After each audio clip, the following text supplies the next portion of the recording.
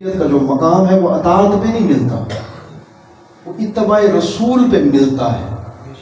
اتباع رسول پر میں اپنی سمجھ فہم کے مطابق تھوڑی سی عرض کروں گا فرق کیا ہے۔ تو اے حبیب آپ اپنی امت کو بتا دیجئے کہ اگر یہ اللہ سے محبت کرتے ہیں یا اللہ سے محبت چاہتے ہیں، اللہ کی محبت چاہتے ہیں، تو فاتبعونی، تم میری اتباع کرو، اٹھنے بیٹھنے کھانے پینے دیکھنے لینے دینے، سونے میں جاگنے میں، کلام میں، معاملات میں، شادی بیاہ میں، عبادات میں میری اتباع کرو، یحببکم اللہ، اللہ سبحانہ وتعالیٰ تمہیں اپنا محبوب بنا دے اور تمہاری خطائیں بھی معاف فرما دے گا۔ تو اب سارا طریق جو ہے نا وہ میں نے اب صرف 2 آیات میں ایک مقصود اعظم ہمارا بیان کر دیا، اور دوسرا جو ہے کہ اس تک مقصود اعظم تک پہنچنا کیسے ہے وہ ہم نے دیکھنا ہے رسول اللہ صلی اللہ علیہ وسلم کو، کہ انہوں نے کیسے اپنی زبان استعمال فرمائی، کیسے اپنی مبارک آنکھیں استعمال فرمائی، کیسے اپنی پاکیزہ سوچ تھی آپ کی پاکیزہ سوچ۔ ایک چھوٹی سی مثال دیتا ہوں، آپ کی سوچ ایسی پاک تھی، ایک کسی بندے نے آپ کے سامنے کسی کی بدخوئی کی، کسی کے بارے میں ایسی کوئی بات کہہ دی، آپ نے فرمایا کہ میرے سامنے کسی کی بھی برائی بیان نہ کرو، کہ میں اپنے رب کے حضور اس حالت میں حاضر ہونا چاہتا ہوں کہ میرے دل میں اور میرے ذہن میں میرے کسی بھی مسلمان بھائی کے خلاف غل نہ ہو، وسوسہ نہ ہو۔ گوروں نے، انگریزوں نے ان کے سامنے نبی پاک صلی اللہ علیہ وسلم کے افعال رکھے گئے، بھی آپ اس حالت میں یہ آپ نے کام کیا، اس حالت میں یہ کام کیا، جانوروں کے ساتھ یہ کیا، کوئی درخت رونے لگ گیا تنا اس کے ساتھ یہ کیا، غلاموں کے ساتھ یہ کیا، صحابہ کے ساتھ یہ کیا، بیویوں کے ساتھ یہ کیا۔ گوروں نے بتایا کہ اس ہستی کی سوچ، محمدی سوچ یہ ہے کہ مجھ سے ساری مخلوق کو اللہ نے جو بھی پیدا فرمایا ہے، جانور ہیں، پرندے ہیں، حشرات ہیں، انسان ہیں، جنات ہیں، ساری فرشتے بھی، ساری مخلوق کو میری ذات سے فائدہ کیسے پہنچ سکتا ہے، محمدی سوچ صلی اللہ علیہ وسلم۔ تو یہ طریقہ محمدیہ جو ہے یہ پورے ایک الف بے سے شروع کر کے، ایک جیسے چھوٹے بچے کو پہلے چلانا سکھایا جاتا ہے، پھر وہ چلتا ہے، پھر وہ بولتا ہے، پھر بولنے کے بعد اس کو پھر قلم پکڑانا سکھایا جاتا ہے، پھر اس کو لکھنا سکھایا جاتا ہے، پھر اس کو پڑھنا سکھایا جاتا ہے۔ تو یہ طریقہ جو ہے یہ پورے ایک ایک قدم آپ کی رہنمائی کرتے ہیں مشائخ طریقہ محمدیہ کے، کہ فاتبعونی یحببکم اللہ، کیسے پہنچنا ہے اتباع تک، رسول اللہ صلی اللہ علیہ وسلم کی اتباع تک کیسے پہنچنا ہے۔ تو وہ 4 نکات پہلے میں بیان کرتا ہوں، تھوڑا سا وقت ہوگا پھر اگلے 4 بھی عرض کر دوں گا۔ ابتدا ہم کرتے ہیں، سفر کی جو ابتدا ہم کرتے ہیں، وہ جتنے بھی یہ علماء سے آپ بیان سنتے رہتے ہیں، پیران نظام آتے ہیں، نعت خوان آتے ہیں، آپ نے قرآن پاک کی تلاوت سنی، سارے کے سارے وہ آپ کے سامنے پیش کرتے ہیں محبت کا بیج، حب کا مطلب بھی بیج ہے اصل میں، محبت کا بیج آپ کے سامنے پیش کرتے ہیں۔ کسی عالم نے تقریر کی، اللہ کے حبیب علیہ الصلوۃ والسلام کی شان بیان کی، ان کے کوئی معاملات آپ کے سامنے رکھے، اللہ آپ سے کیا چاہتا ہے یہ کوئی بات رکھی، وہ آپ کو دراصل بیج دے رہا ہے کہ یہ بیج اپنے دل میں لگا لو، اس سے آپ کے دل میں اللہ اور اس کے رسول کی محبت پیدا ہو۔ تو یہ ہے سب سے پہلا درجہ کہ بندے کے دل میں محبت پیدا ہوگی تو اب وہ تھوڑا سا عمل کی طرف راغب ہوگا، یہ نماز پڑھے گا، جھوٹ سے روکے گا اپنی زبان کو، نظریں جھکا لے گا، بازار میں جا رہا ہے، بیویاں پھر رہی ہیں، اور بھی انٹرنیٹ کے معاملات ہیں آج کل، تو تھوڑا نظروں کی حفاظت کرے گا۔ محبت ہوگی تو یہ کام چھوڑے گا نا، مزوں والے کام۔ مزے کس لیے چھوڑتا ہے بندہ؟ ٹھیک ہے، بچے سے محبت ہوتی ہے، بچہ پیدا ہو گیا، بچے سے محبت ہوتی ہے، اپنا راحت آرام قربان کرتا ہے، ابھی کمانا ہے، بچے کو میں نے کھلانا بھی ہے، پلانا بھی ہے، اس کو لباس بھی دینا ہے۔ بین ہی اسی طرح جو ہمارے نفس کو لذات حاصل ہوتی ہیں اس دنیا میں جتنی بھی چیزوں سے، ان کو چھوڑنے کے لیے بھی محبت ضروری ہے۔ محبت وہ محرک ہے، وہ طاقت ہے، وہ نور ہے، جس کے ذریعے انسان پھر وہ عمل کرتا ہے یا ان اعمال کی طرف راغب ہوتا ہے جو اللہ اور اس کے حبیب کو پسند ہے۔ تو یہ محبت کے پیدا کرنے کی یہ مجالس ہیں، جتنی بھی آپ ماشاءاللہ آپ آتے رہتے ہیں، تو یہ محبت کی مجالس میں بیٹھنا بھی بڑا ضروری ہے۔ اب اس سے اگلا مرحلہ یہ ہے، ہمارے مشائخ فرماتے ہیں کہ بھی اگلا مرحلہ یہ ہے کہ اب بندہ سب سے پہلے اپنا عقیدہ درست کرے کہ یہ جڑ ہے، اس کے بغیر عمل قبول نہیں ہوگا۔ اب عقیدے کے چند ایک نکات سن لیتے ہیں کہ اللہ سبحانہ و تعالیٰ سے محبت کرتا ہو، اللہ کے ساتھ اس کا ایسا تعلق ہو کہ نہ تو وہ کفر کرے اور نہ ہی اس کی ذات اور صفات میں شریک کرے۔ عقیدہ ہے تعلق کرنا، اللہ کے ساتھ کیسا تعلق، نہ اس کے ساتھ کفر کرے، کفر کا تعلق ہو، نہ ہی شرک کا تعلق ہو۔ اب دوسری ذات آ گئی نبی پاک صلی اللہ علیہ وسلم کی ذات اقدس، اللہ سبحانہ تعالیٰ کی نسبت کی وجہ سے ان کا بھی ادب کرے، ان کی ہر ایک نسبت کا بھی ادب کرے۔ تیسرے نمبر پہ آ گئے نبی پاک صلی اللہ علیہ وسلم کی نسبت کی وجہ سے اصحاب رسول، تیسرے نمبر پہ آ گئے۔ اب اصحاب رسول میں پھر اہل بیت بھی ہیں، چوتھے نمبر پہ آ گئے۔ اصحاب رسول کا بھی ادب کرے، اہل بیت کا بھی ادب کرے، چار چیزیں ہو گئی۔ پانچویں چیز، جن اللہ والوں نے، اہل علم نے دین کی خدمت کی اخلاص کے ساتھ مشقتیں اٹھائیں، مصیبتیں اٹھائیں، تکلیفیں اٹھائیں، ائمہ کرام، وہ چاہے محدثین ہوں یا فقہ کے ائمہ، ان سب کا ادب کریں۔ اور یقین رکھیں آپ اسی کرائٹیریا پہ، انہی اصولوں پہ کسی بھی بندے کو، کسی بھی عالم کو جج کر سکتے ہیں وہ کام کرتا ہے۔ اللہ کا ادب کرتا ہے، رسول اللہ صلی اللہ علیہ وسلم کا ادب کرتا ہے، آپ کے صحابہ کا ادب کرتا ہے، آپ کے اہل بیت کا ادب کرتا ہے، ائمہ کرام کا ادب کرتا ہے۔ اور چھٹا نقطہ یہ ہے کہ اہل اللہ اولیاء کرام کا ادب کرتا ہے یا نہیں کرتا۔ ان 6 نکات پہ جو پورا نہیں اترتا، میرا ذاتی، میں ان پڑھ، میرا ذاتی آپ کو مشورہ یہ ہے، ایسے بندے سے دین نہ سیکھیں، ایسے بندے سے دین نہ سیکھیں، دین کی بات بھی نہ سنیں، کان بند کر لیں، کیونکہ اس کا کہیں نہ کہیں گڑبڑ ہے معاملہ۔ اور یہ ساری نسبتیں ہیں اللہ کی وجہ سے، اللہ والے ہیں تو کس لیے ادب کرتے ہیں؟ اللہ کے بندے ہیں، اللہ کے اولیاء ہیں۔ اور ائمہ کرام ہیں تو وہ بھی اللہ کے اولیاء ہیں، اور وہ نبی پاک صلی اللہ علیہ وسلم کی انہوں نے سنت کو محفوظ کیا ہے، کسی نے حدیث کی صورت میں کیا، کسی نے فقہ کی صورت میں کیا، آپ کے اعمال کو محفوظ کیا۔ پھر صحابہ کو اور اہل بیت کا ادب کرتے ہیں، تو وہ ساری نسبتیں اوپر جا رہی ہیں اللہ کے ساتھ، اس کا تعلق کہیں نہ کہیں گڑبڑ ہے۔ اگر ان 5 نسبتوں میں کہیں وہ گڑبڑ کر رہا ہے تو وہ دراصل اللہ کی شان میں کوئی گستاخی کر رہا ہے، اللہ کے ساتھ اس کا تعلق درست نہیں۔ تو ہمارے مشائخ یہ فرماتے ہیں کہ سب سے پہلے وہ اپنا عقیدہ درست کرے ان 6 چیزوں کے بارے میں۔ بات سمجھ میں آ رہی ہے آپ کو؟ مشکل بات تو نہیں آج کر رہا۔ اب اگلا جو قدم ہے، اگلا قدم یہ ہے کہ اب اس کے لیے فقہ سیکھنا بہت ضروری ہے۔ فقہ کیا ہے؟ میرے جیسے ان پڑھوں کے لیے مختصر سی تعریف فقہ کی، آپ کے اوپر اللہ نے اپنے اور اپنی مخلوق کے کیا حقوق رکھے ہیں اور ان کو ادا کیسے کرنا ہے۔ صرف 2 چیزیں بس، اللہ نے اپنے اور اپنی مخلوق کے کیا حقوق رکھے ہیں اور ان کو ادا کیسے کرنا ہے، یہ 2 چیزیں، یہ ہے فقہ، مختصر سی تعریف فقہ کی۔ اب یہ آپ کی زندگی گزارنے کے متعلق جتنی بھی چیزیں، جہاں پہ بھی آپ کے معاملات ہیں، والدین ہیں، بیوی بچے ہیں، دوست احباب ہیں، رشتہ دار ہیں، عبادات ہیں، نماز ہے، روزہ ہے، زکوٰۃ ہے، یہ آپ کو سیکھنا پر یہ فرض علم ہے، یہ ضروری ہے یہ زندگی گزارنے کے لیے۔ ورنہ پھر نبی پاک صلی اللہ علیہ وسلم کی حدیث پاک ہے 6 قسم کے لوگ بغیر حساب کتاب کے جہنم میں جائیں گے، اور آپ نے فرمایا کہ جہلا جاہل لوگ، دین کی سمجھ نہ رکھنے والے، بغیر حساب کتاب کے جہنم میں پھینک دیے جائیں گے۔ تو یہ سیکھیں آپ، غسل کے مسائل ہیں، نماز کے مسائل ہیں، روزے کے مسائل ہیں، یہ سیکھیں آپ۔ پھر والدین کے مسائل ہیں، پھر یہ بازار ہے، ادھر لین دین معاملات کے مسائل ہیں، یہ بھی سیکھیں۔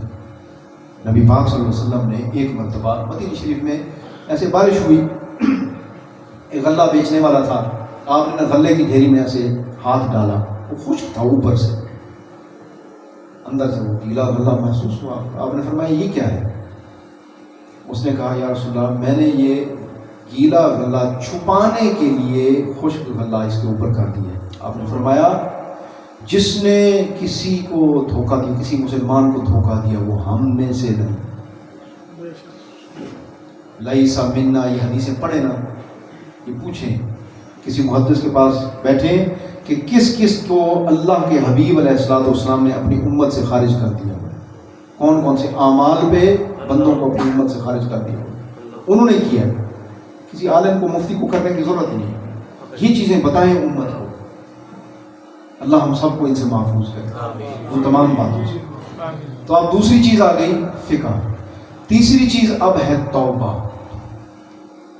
اور اللہ نے خود فرمایا قرآن پاک کے اندر، اس کا مفہوم ہے کم و بیش، اس آیت کا مفہوم ہے کہ اور توبہ ان کی نہیں جو گناہوں میں لگے رہتے ہیں، اور نہ ہی کافروں کی، ان کے لیے دردناک عذاب ہے۔ اب سارا دن جھوٹ بھی بول رہا ہے، غیبت بھی کر رہا ہے، دھوکہ بھی دے رہا ہے، پیسہ آ ہی جائے آ جائے۔ وہ اکبر الہبادی نے فرمایا تھا 1936 کا یہ شعر ہے، کہاں کا حرام کہاں کا حلال، ہٹے ہائے ہوتا رہے رام لال۔ رام لال کا کیا دین ہوتا ہے؟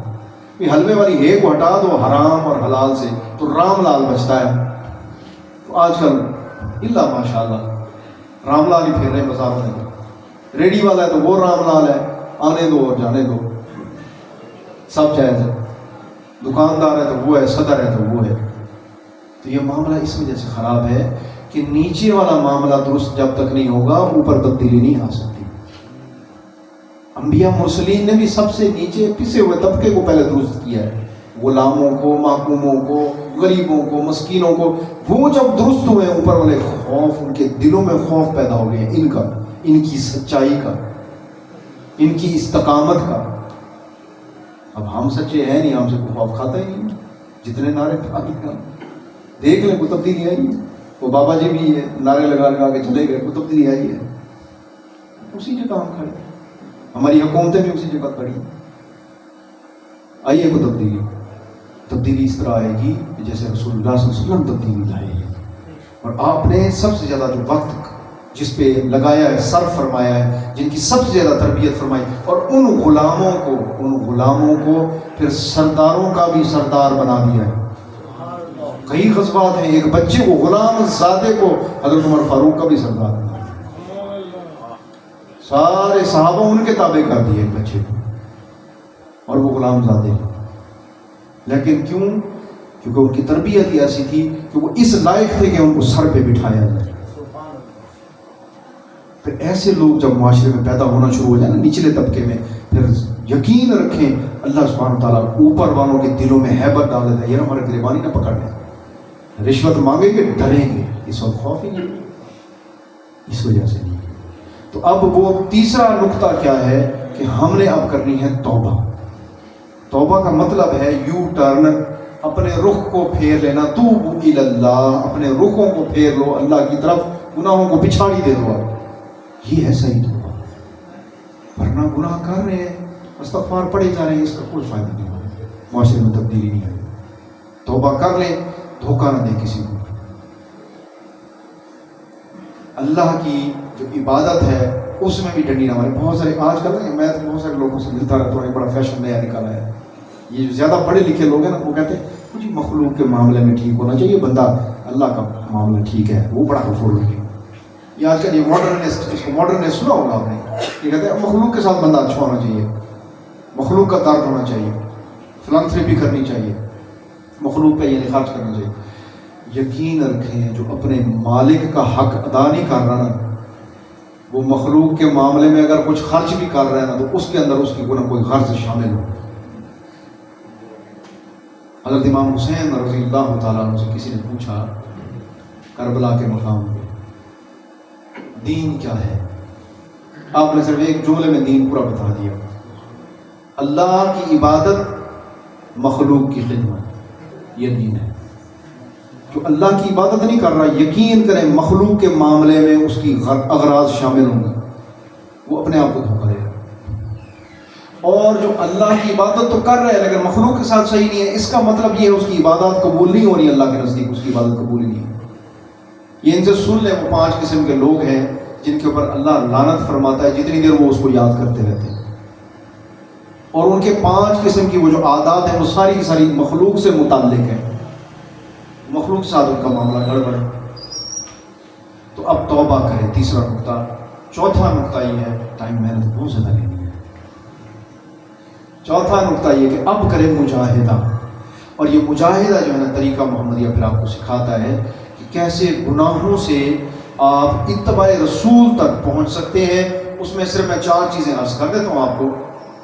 اللہ سبحانہ وتعالیٰ نے آپ کو اور مجھے 5 چیزوں کا مرکب بنایا ہے، 5 چیزوں کا، انشاءاللہ اللہ کے فضل سے آپ کو یاد رہ جائے۔ ایک سب سے پہلی چیز جو ہماری تخلیق کی گئی وہ ہے روح۔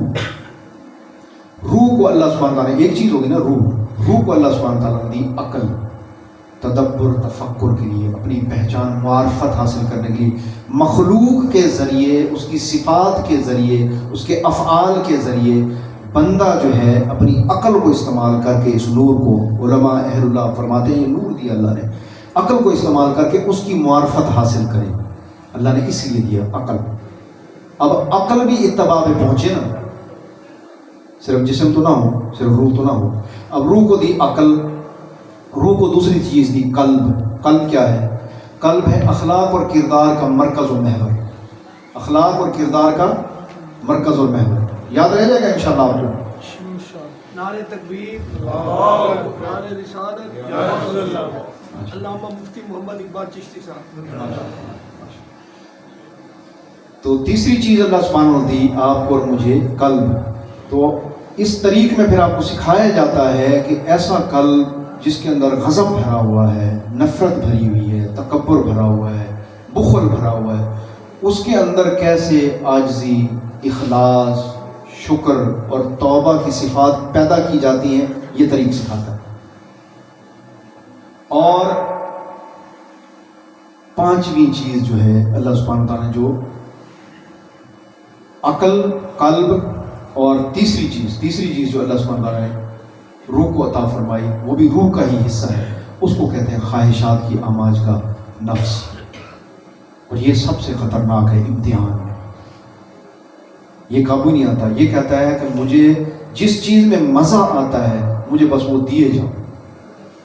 کسی کو مزہ آتا ہے عورتوں کے دیکھنے میں، سارا دن وہ اگر نہیں دیکھ سکتا، بازار بند ہے، تو آپ یوٹیوب دیکھے گا، ٹک ٹاک دیکھے گا، اسنیپ چیٹ دیکھے گا۔ کسی کو مزہ آتا ہے پیسے گننے میں، وہ سارا دن پیسے پیسے پیسے ہی سوچتا رہے گا۔ کسی کے نفس کو مزہ آتا ہے میں اچھے کپڑے پہنوں اور مجھے لوگ کہیں واہ واہ ماشاء اللہ سبحان اللہ، کہاں سے لیے کپڑے، اچھے لباس میں مزہ آتا ہے۔ کسی کی آواز حسین دی اللہ سبحانہ تعالیٰ تو کہتا میں بس گاتا رہوں تو مجھے مزہ آتا رہے۔ تو یہ نفس جو ہے نا، یہ ہے مزہ سمجھیں اس کو۔ اب اس کی بھی تربیت ہے کہ یہ 7 حالتوں میں سے گزرتا ہے کہ امارہ کی حالت سے کاملہ کی حالت تک یہ کیسے پہنچتا ہے، وہ پھر تربیت کی ہے، نفس کی بھی تربیت کی ہے۔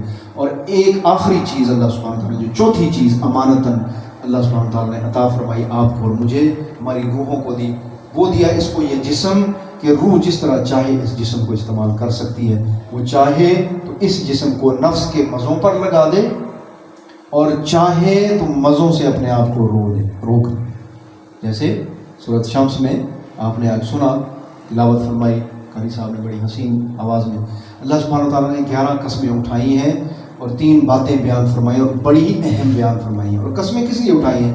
اللہ سبحانہ تعالیٰ مخلوق کے درجے پر اس کے انداز کو اپناتے ہوئے اس سے گفتگو فرماتا ہے،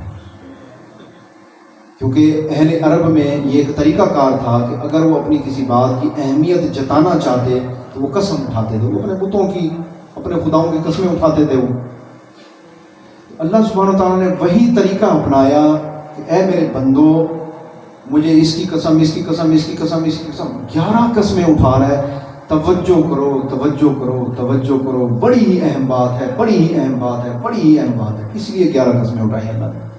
یہ سورۃ شمس کو پڑھیں آپ، 11 قسمیں، 8 مخلوق کی اور 3 اپنی، 11 قسمیں ہیں سورت میں، اور کسی اور مقام پہ ہیں ہی نہیں۔ اور 3 باتیں بیان فرمائی۔ کیا باتیں بیان فرمائی؟ سب سے پہلے فَأَلْهَمَهَا فُجُورَهَا وَتَقْوَاهَا،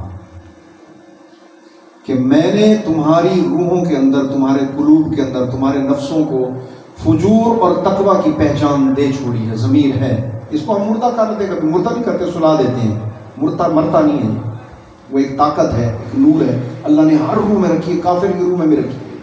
اس کو پتہ ہوتا ہے کہ میں غلط کر رہا ہوں، کہیں نہ کہیں ایک روشنی ٹمٹماتی ہے اس کے دل کے اندر، یہ تو غلط کر رہا ہے.